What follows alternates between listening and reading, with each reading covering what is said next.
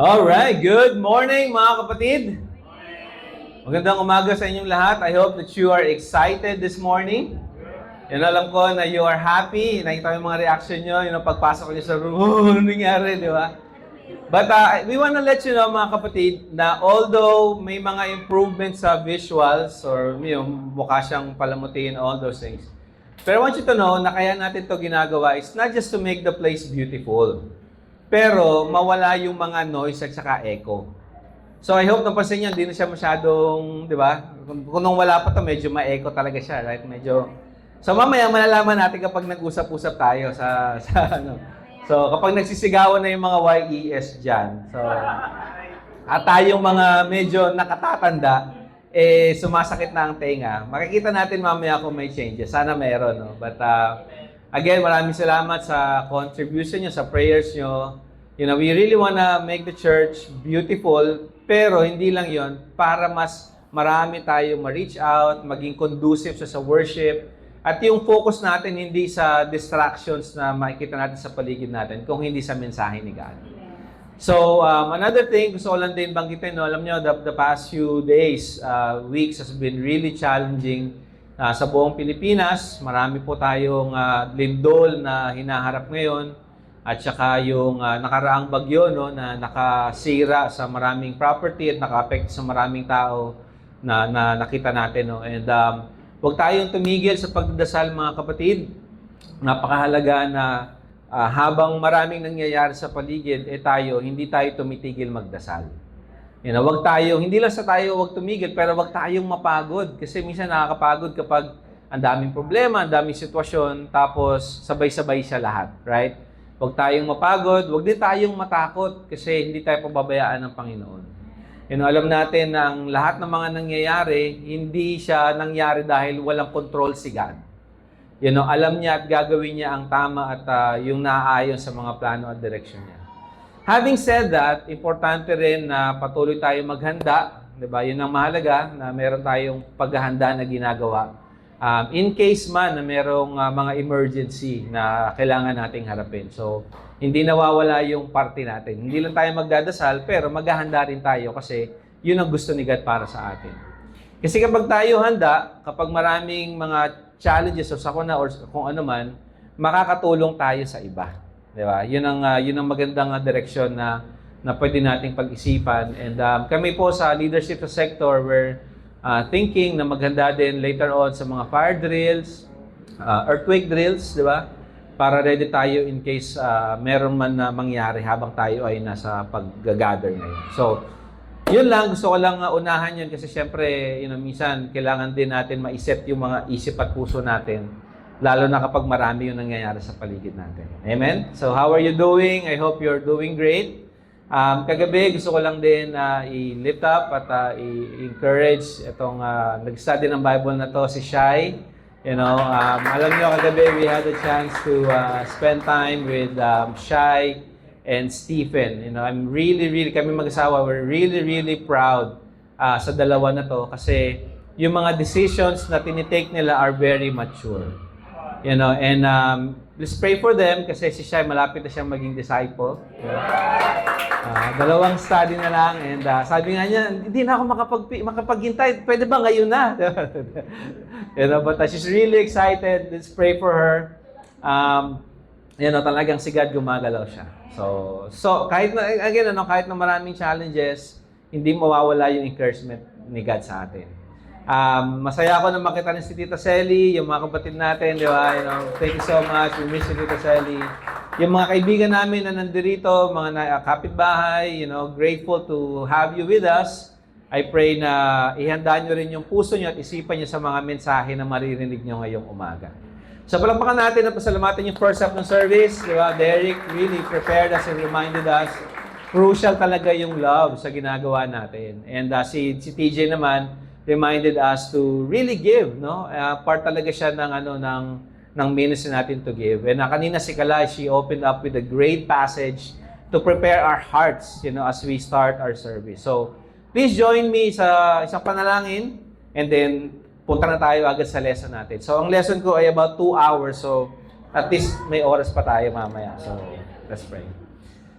Ama namin na sa langit, God, hayaan mo na pasalamatan ka namin sa mga malalaking bagay na ginagawa mo sa buhay namin.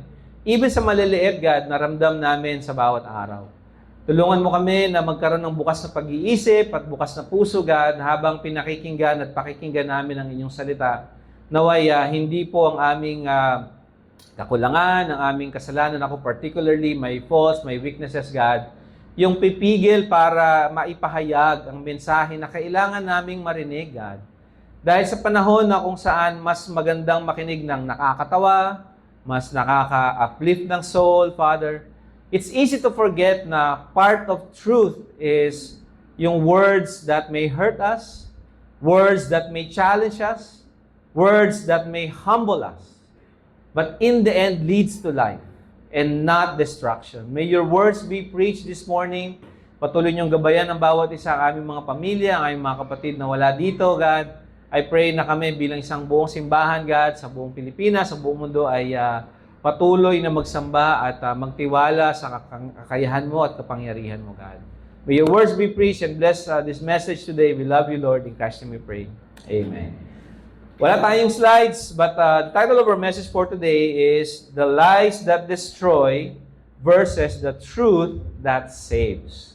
So, dalawang titingnan natin, mga kasinungalingan na nagdi-destroy sa atin, pero yung katotohanan na magliligtas sa atin. We will read two main passage, Lamentations chapter 2, verse 14, and then we will read Acts chapter 2, verse 37 to 41. By the way, gusto ko lang din i-lift up yung ating mga teaching committee. Alam nyo ba na nagmi-meet sila every month para paghandaan yung mga mensahe na ibibigay sa atin. So ngayon lang, medyo magtitweak lang ako ng konti. Yung main message na naka-assign today, I will preach it on Wednesday sa devotional natin. Okay? Pero pangungunahan ko na, as we start off with Acts, I was thinking, paano ba natin ihahanda yung puso natin in hearing the word of Acts, yung word ni God sa Acts? Kasi sa Acts, makikita natin yung simula ng simbahan mula sa nung umalis na si Jesus, bumalik na siya sa langit, naiwan yung kanyang mga alagad, ano na?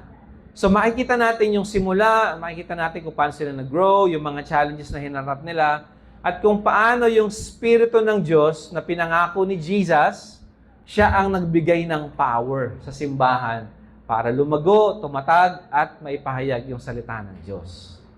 So, before we go there, how do we prepare our hearts?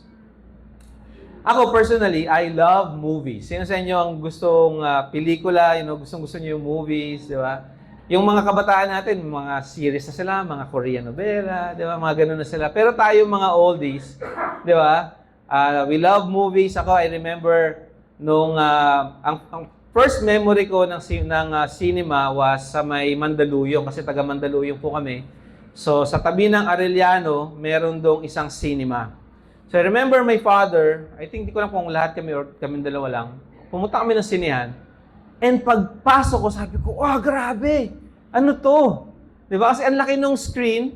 Tapos, siyempre, ewan ko kayo, no? Nung una ako pumasok sa sinehan, sabi ko, saan nanggagaling yung picture doon? So, tumingin ako sa likod. Ayun, andun pala. So, meron dong screen, may butas doon lumalabas yung pasensya na sa mga bagay, hindi nyo na kayo makarelate, no? Yung sa inyo kasi mga screen nyo, mga LED na, mga digital na, hindi nyo na-experience yung sa loob ng sinehan, merong beam ng ilaw na galing sa likod, papunta sa screen, di ba? So, it's amazing kasi makikita mo yung kwento, nakaupo ka lang, hindi ka part ng kwento, pero napapaisip ka, so nakikita mo siya. Today, I will read these two passages and I want you to have that picture. Isang picture, merong preachers, nagsasabi sila ng message. Merong another preacher from another time, nagbigay siya ng message. They were both passionate. They both preach and enjoy what they're doing. Pero the outcome was different. So first, nababasahin natin sa Lamentations chapter 2, si Jeremiah, he will talk about false prophets. So, false preachers. They would preach peace, peace. Kapayapaan, kapayapaan. Huwag kayong mag-alala. Be happy. Walang problema. Okay? Huwag kayong matakot. Walang mangyayaring masama. Hayaan mo lang yan, okay lang yan. Lahat naman tayo nagsisin. And then, huwag kang mag-alala because Jesus is love, God won't judge you. Ano yung resulta? At that point, their nation was destroyed. They were captives. Napunta sila sa ibang lugar at nawala na sila sa sarili nilang place. Destruction and lamentation yung resulta. The second preacher, he was preaching, repent. Kayo yung nagpako kay Jesus dahil sa inyong mga kasalanan. Napaka-serious ng kasalanan na meron tayo. Hindi tayo ay huhusgahan ng Diyos. Pero, merong solusyon. May kaligtasan. And alam niyo yung resulta? That same day, 3,000 people were saved. Because they hear the message and they responded to it. At ano pa? The church was born. Ipinanganak ang simbahan at that point. Today, as we look at these two passages, I hope na makita natin na lies, even though they are good, can lead to distractions. Kasinungalingan, kahit na masarap siya, minsan pakinggan at hindi siya nakaka-challenge, hindi ka matetest yung pride mo, yung kung ano man sa buhay mo, hindi ka, ayaw natin na pupo tayo sa spotlight, right? Pero, ang end result is destruction. How about the truth?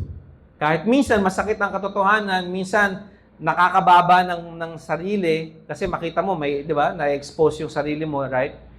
Pero yung end result niya is salvation. So pag-uusapan natin yun today, different messages, radically different results. I have 3 points for us this morning. The first point is the message of lies. Ang mensahe ng kasinungalingan, kapayapaan, kapayapaan. Basahin natin sa Lamentations chapter 2 verse 14. Nandiyan na kayo mga kapatid? Sabi sa verse 14, the visions of your prophets were false and worthless. They did not expose your sin to ward off your captivity. The prophecies they gave you were false and misleading. I-break down natin yung passage. Yung unang lie na sinabi ng mga false prophets, yung false prophets, sila yung mga nagsasalita ng mga bagay tungkol sa Diyos, pero hindi sila tinawag ni God. Hindi sila binigyan ng mensahe ni God. Okay? So, they were preaching, ano sabi nila? Kapayapaan, kapayapaan. Makikita natin yun sa Jeremiah chapter 6 verse 14. They were saying, lahat naman, okay lang yan, huwag kayong mag-alala. Okay? Lahat tayo nagkakasala. Hindi nila tinatrato yung kasalanan nila seriously para lang nasugatan. Di ba? Kahit na malala na yung sitwasyon, malala na yung nagawa nila, it's like parang na-scratch lang sila dito, parang nakat lang sila ng maliit. They did not focus on it. Parang gusto sabihin ng mga false prophets, don't worry. God will not judge you. Kapitbahay mo nga, ganyan din. Office mate mo nga, ganyan din. Diba? So lahat naman tayo, wala namang perfect sa harapan ni God. Lahat tayo nagsisin. Pangalawang line na pinipreach ng mga tao na yon was sa Jeremiah 7 verse 4, ito yung templo ng Diyos. This is the temple of the Lord, the temple of the Lord, the temple of the Lord.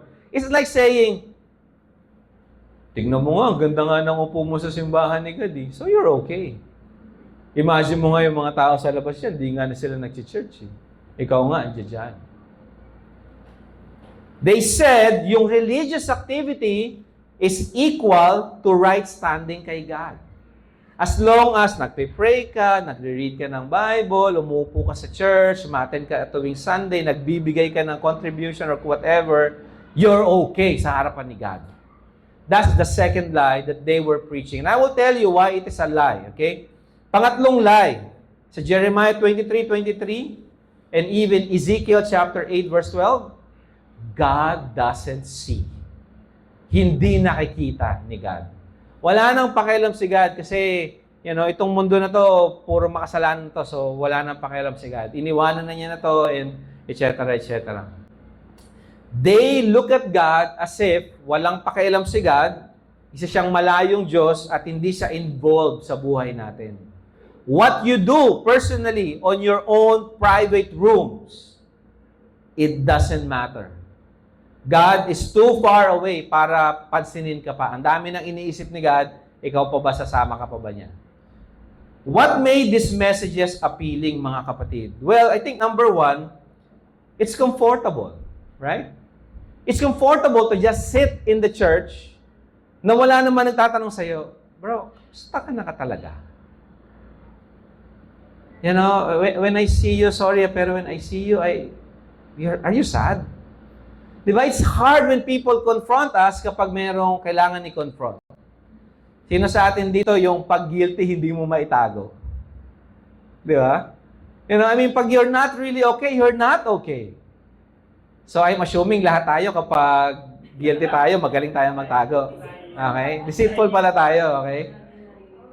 I mean, really, di ba? Ayaw natin na ma-put on the spot, mapagalitan. Sino sa inyo, nung malit kayo, enjoy nyo, napapagalitan kayo? Wala, di ba? Ayaw nating mapagalitan kasi ayaw nating maramdaman na mahina tayo, na nagkamali na naman tayo and all those things. Yung lies, they don't require change. You're okay, God loves you, God cares about you, God sees you. You know, ipag-pray mo lang yan kay God, do not confess it kasi hindi naman yan, lahat naman nagkakasala. I mean, it's comfortable na a-attend lang tayo and nobody really knows who we are.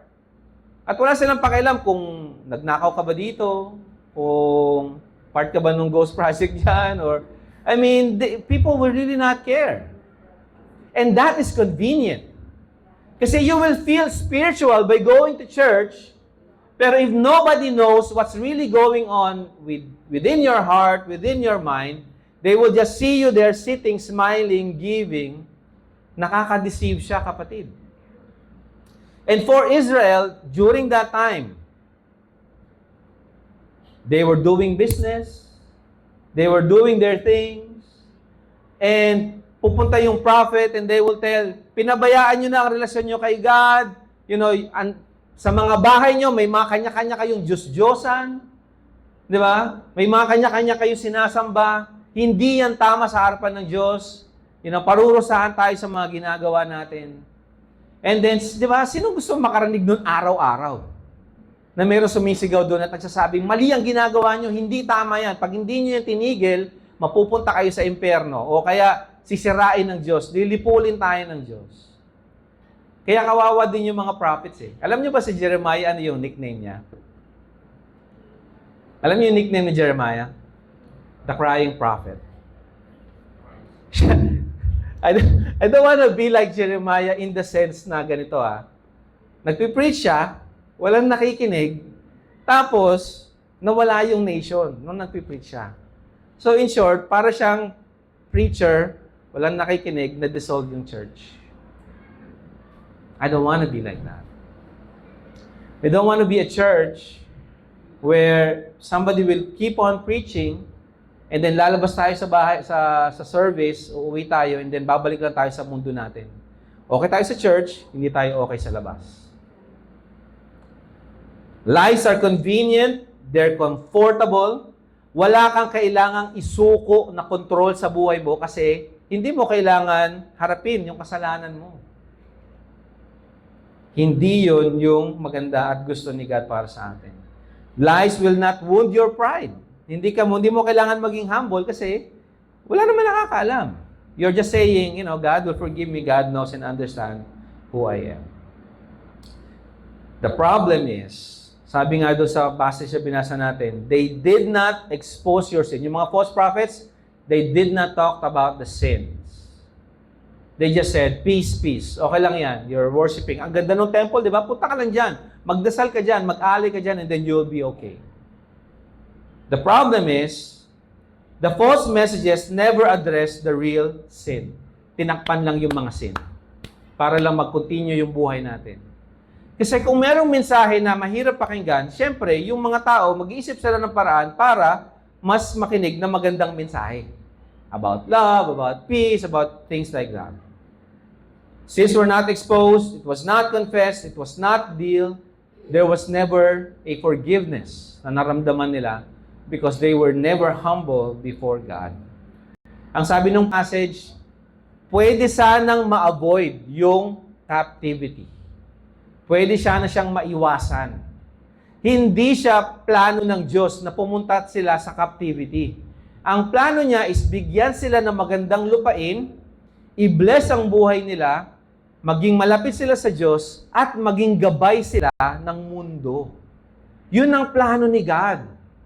Pero dahil hindi nila pinag-usapan yung sin, hindi nila inaddress yung katotohanan ng buhay at mga kapabayaan nila sa Diyos, kailangan silang parusahan ni God at alisin sa Promised Land. It could have been avoided.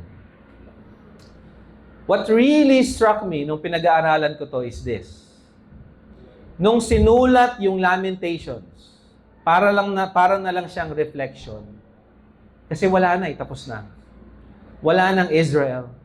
Yung temple kung saan sinasabi, the temple of the Lord, the temple of the Lord. It's not there anymore. It's in ruins. Yung nakatayong magandang templo, bumagsak na siya. Yung pader na nagpoprotekta sa kanila, wala na rin. Yung mga bahay kung saan sila nag-build ng memories, ng relationships, nag-build ng families, were all destroyed. Yung mga vineyards, yung mga taniman nila na ibinigay sa kanila ni God para umusbong at yumabong ang kanilang pamumuhay, na iwang tigam at natutuyo dahil wala nang mag-aalaga. So, ang ginawa ng mga yung Syrians, yung mga Babylonians, inalis sila sa Promised Land kung saan sila nakatira. And then, yung mga na-conquer nila from different places, yun ang nilagay nila doon. And sabi ng mga historians, ito yung start ng Samaritans. Di ba? They were there, pero they were not originally part of the nation. Hindi nila matrace yung kanilang ancestry. Kasi nga, hindi naman sila talaga taga doon. Galing sila sa ibang lugar na kinangker ng isang nation, ng Babylon, for example, nilagay sila at doon sila umusbong, namuhay. They believed what felt good instead of what was true. Pinaniwalaan nila kung ano yung mas maganda at masarap sa pakiramdam kaysa sa kung ano yung totoo na magbabago sa kanila. So that's point number 1. Point number 2 is the message of truth. Repent and be saved. Basahin natin sa Acts chapter 2. Are you with me, mga kapatid? Acts chapter 2, verse 37 to 41. Fast forward tayo hundreds of years, and it's the Pentecost. Ito yung 50 days after the Passover. Meron silang another celebration. The harvest is in. Si Peter tumayo sa mga crowds after matanggap nila yung Holy Spirit, at ito yung sinabi niya. Hindi pinaganda ni Peter yung mensahe, sinabi niya as it is. Kinonfronta niya yung mga tao at ito ang sinabi niya. So verse 36, 23, and then 36 to 37.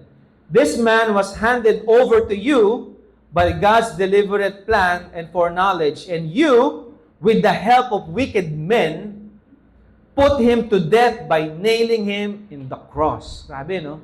It's like in your face. You are prideful, you are arrogant, you are sinning against God. Hindi niya minins yung words, sinabi niya as it is.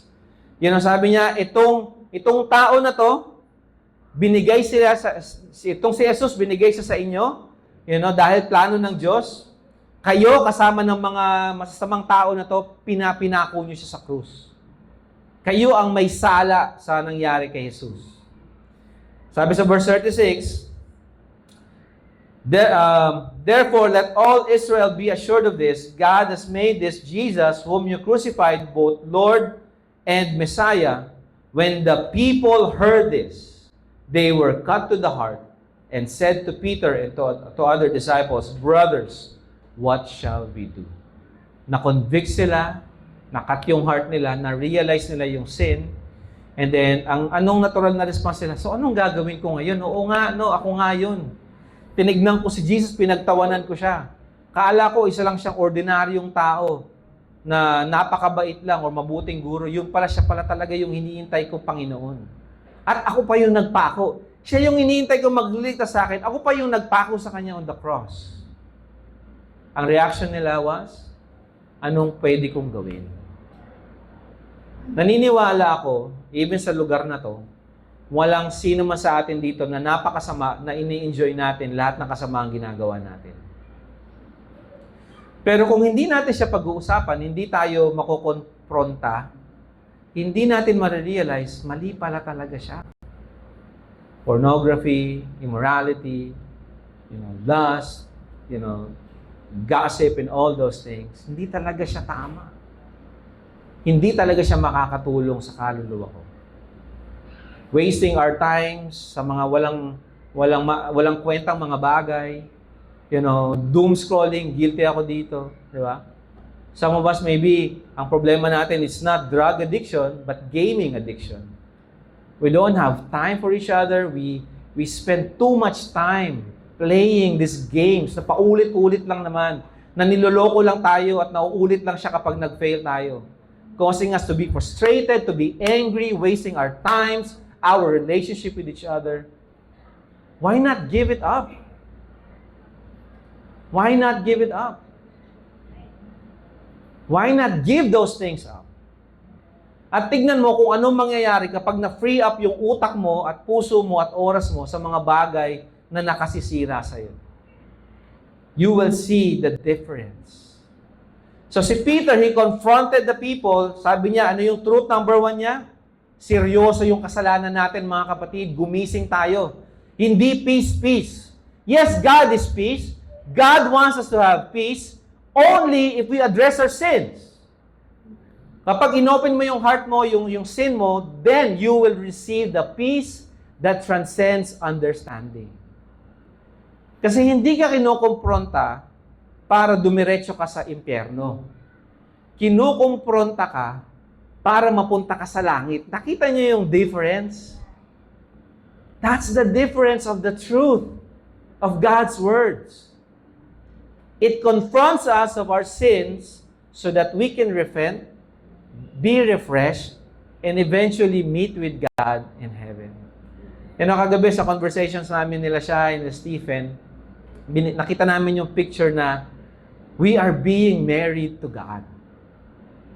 And lahat ng pinagdadaanan natin dito is a preparation so that we will meet our groom someday. Tayong mga kinasal, di ba? Alam natin yung pakiramdam, yung excitement na lumakad sa gitna. At makita, tayo mga kalalakihan, yung makita natin yung mga brides natin na naglalakad towards us. For me, yung experience of walking down the aisle and waiting for my bride, that was amazing. You can imagine yung feeling ni God habang naghihintay siya sa atin. Naglalakad tayo ngayon sa aisle. Or naghihintay tayo na mapunta sa langit para lumakad sa aisle. I mean, you get the point, right? But bottom line, we're waiting to be married, to be with God forever. Kaya, syempre, ngayon, bilang isang simbahan, sabi nga sa scriptures, pinepresent tayo ni God as a beautiful, flawless bride kay God, kay Jesus. So, syempre, hindi ako makakalit masyado dito, pero I'm sure yung mga sisters, di ba? Magpapaganda talaga kayo, right? Aayusin yung buhok nyo, di ba? May makeup, and yung iba, narinig ko, nagbabawas pa ng timbang, di ba? Di ba? Imagine nyo, parang yung simbahan. Medyo mataba tayo ngayon. Because hindi tayo masyadong focus sa spiritual health natin. Sana walang nararamdaman nyo, kaya pinapakinggan ko yun. Hindi we're talking about spiritual things, okay? You can imagine us as a bride, marami pang kailangan i-trim, may mga kailangan ayusin, pero it's on the way. It's on the way. Kaya huwag tayong tumigil. Huwag tayong mapagod. Kasi darating yung time, haharapin natin si God, and we will just say, "Thank you, Lord. It was worth it." Lahat ng pasakit na naramdaman ko, lahat ng mga forgiveness na kailangan kong sabihin at ibigay, lahat ng ito ay worthless. Pangalawa, truth. Kailangan ko yung mag-respond. This is the truth. Anong dapat niyong gawin? For them, it was a good decision. Kasi nag-repent sila, nag-decide sila to follow Jesus. Ano sabi kanina? 3,000 of them were saved. Whether it's the actual number or an estimate of the numbers of people, the point is, they were saved. People were saved. Pangatlong salvation or truth. Pangatlong truth. Salvation is available. Yun yung napakagandang point dito, kapatid. Yung kaligtasan ay naghihintay sa atin. Hindi mo kailangan pumunta sa bundok na napakalayo. Hindi mo kailangan mag-fasting ng 1 taon na walang tigil. Hindi mo kailangan mamundok at isurrender lahat ng meron ka. Itapon mo na yung mga cellphone mo. So mali pala mag-game. Tatapon ko na itong cellphone na ito. Pwede mo ibigay sa amin. Di ba? Or itong laptop na ito kasi napaka-worthy. You don't really have to do those things. You just have to go to Jesus. Kaya ko yung sinabi mga kapatid, kasi lately I've been studying about world religions, Islam, Hinduism, Buddhism, in all these things. I mean, there's so maraming truths na pwede natin makuha sa kanila. Kasi sabi nga ng isang author, sabi niya, itong mga religions na to, meron siyang aspect of truth na meron si God na meron sa kanila. But what I'm trying to say is, not all of them are totally bad. May mga bagay tayo mapupulot sa kanila. It's just, they are not reflecting God fully. And alam niyo yung common denominator sa mga to, sa mga religions na to? You have to prove yourself.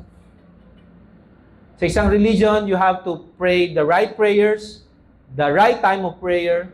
You have to do the right things to make yourself pleasing kay God para tanggapin ka. Or pangalawa, you have to, may isang religion doon, kailangan mong isipin, even yung livelihood mo, kailangan tama, hindi ka nananakit ng mga animals and all those things. I mean, lahat siya may kinalaman sa anong dapat kong gawin, right? What do I need to do to prove myself, right? Pero yung Christianity is so different na Jesus gave His life for us nung panahon na tayo ay makasalanan at wala pang kayang gawin. Ang kailangan nating response is not to, simula ngayon, hindi na ako magkakasala, hindi na ako makikipag-usap sa mga tao para hindi ako magkasala. That's not the point. The point is, you need to have faith. We need to confess your sins continually. You need to submit to the Lordship of Jesus.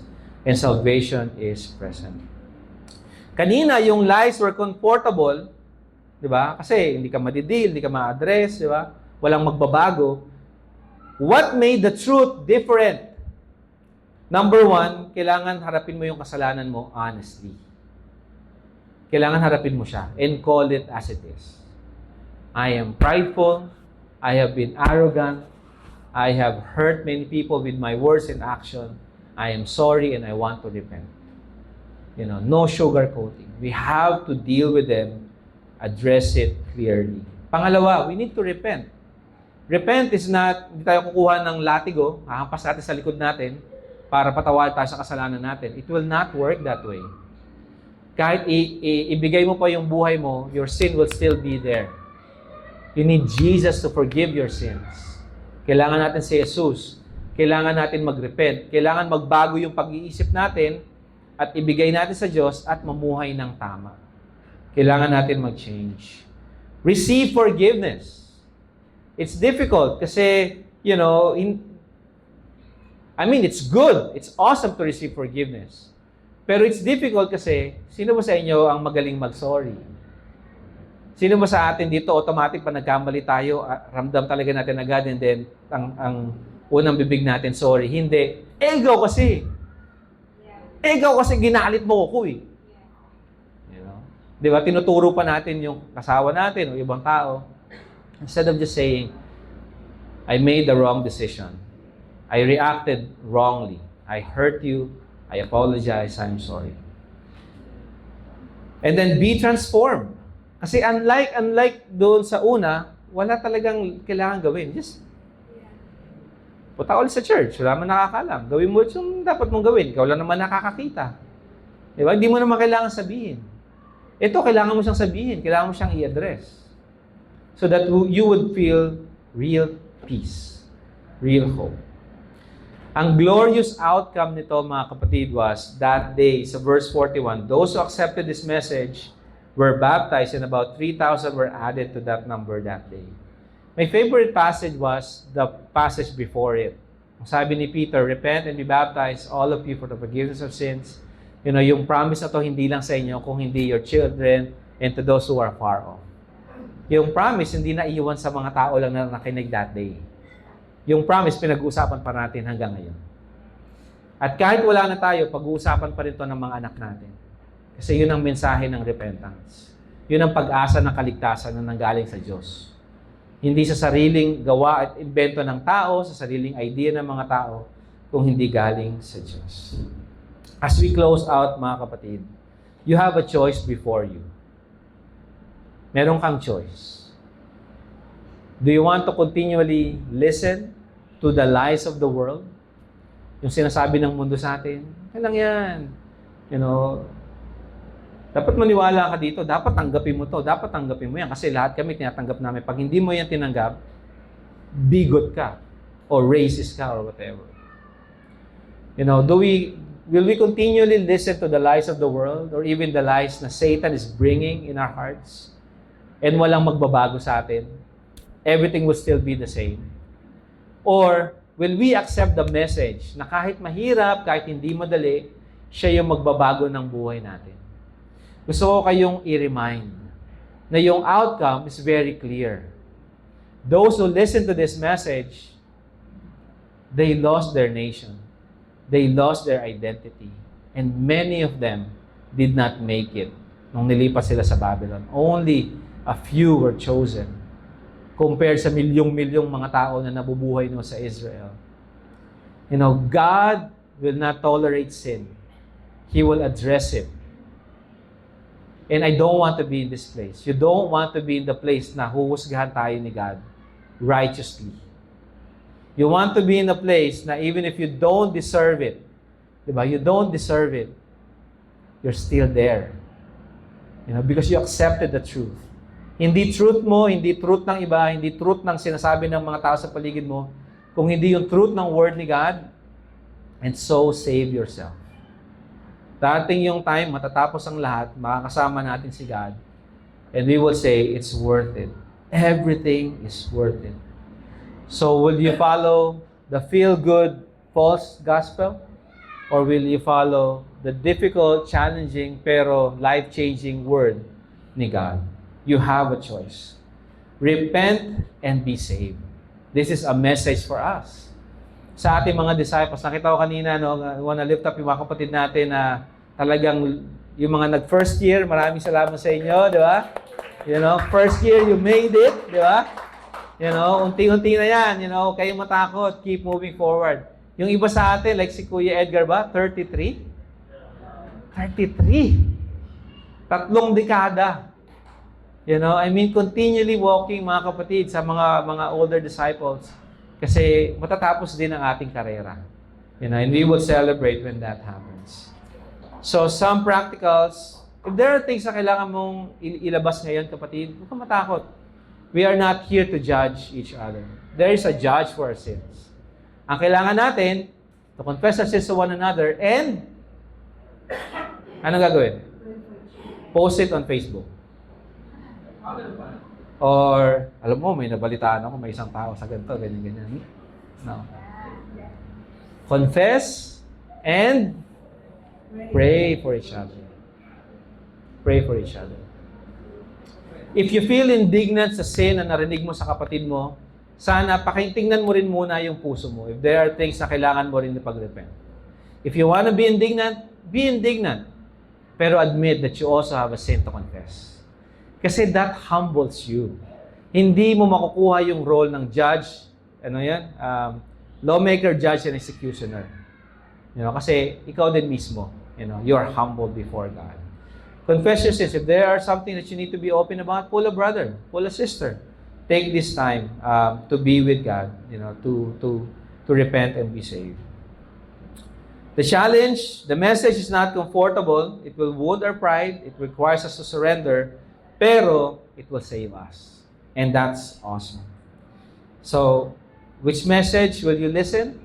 I hope you pray about it. You take this time. And may God bless everyone. Yun lang po mga kapatid. Ito gabi ni Lord. Let's pray. Father in heaven, tinataas namin kayo. Salamat God sa mensahe na binigay niyo sa amin, God. Salamat God sa pagpapaalala, God, na we have a choice. We can continue doing what we are doing and get the same results, or we can listen to you, God. Follow your words and obey your commands and instruction, God, and then save ourselves. It's important to listen to you and not the false gods and false prophets because they really don't know anything about our lives.